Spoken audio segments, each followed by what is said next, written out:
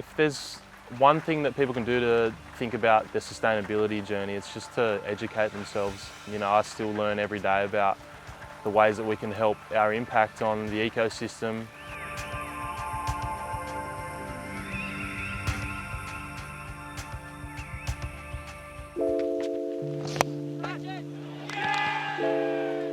My sustainability and vegan journey began quite a long time ago. It's been a bit of a slow process, to be honest with you. I think I actually went vegetarian probably like 8 or 9 years ago now, but I've had it in my family, so I've had some influences around me like my dad, my now wife, who went vegetarian at a pretty similar time, just before me, and then the slow process to going towards vegan, and then so I've been vegan for 5 years now. And then when you're vegan, obviously you try and learn about the environment, the sustainability side of things as well at the same time. It's a good lifestyle to live. So my wife and I, we've been living here for 18 months. Got big plans for this property. We live in an old Queenslander, 100-year-old house, which was at the front of the property. We lifted it up and moved it towards the back of the property and have restored that as well. So rather than a new build with new materials, we decided that it was probably much better to reuse what we have. So it was an interesting process seeing a house lifted and moved.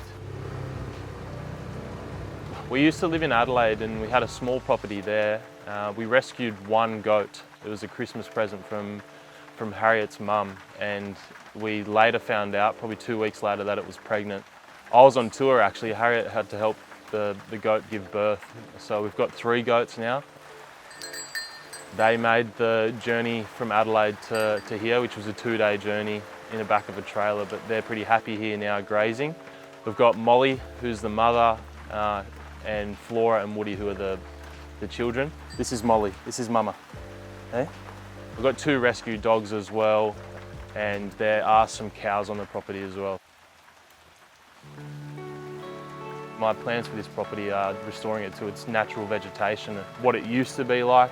I'm working with Bangalow Koalas, who are a local non-for-profit, and also WWF to plant more koala corridors here and more natives, so that eventually, rather than grazed land, which you'll see around this area, it'll be more rainforesty. Hopefully you'll see more native flora and fauna. This is kind of the start of it. We planted from here across to that corner there, 800 natives, and these are it. That's one of them. This will end up being all the natural vegetation. That's been a big learning curve for me.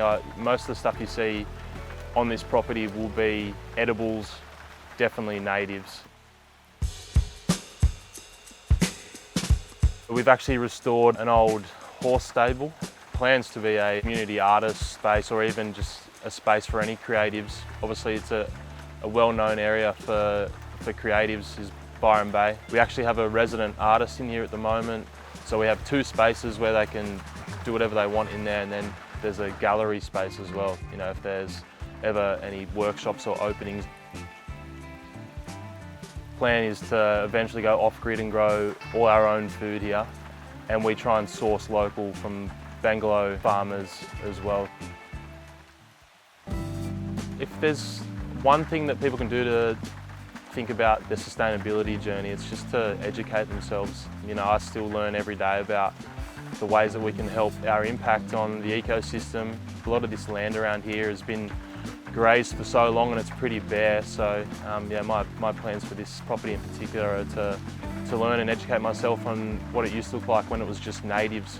So yeah, I think that's really important.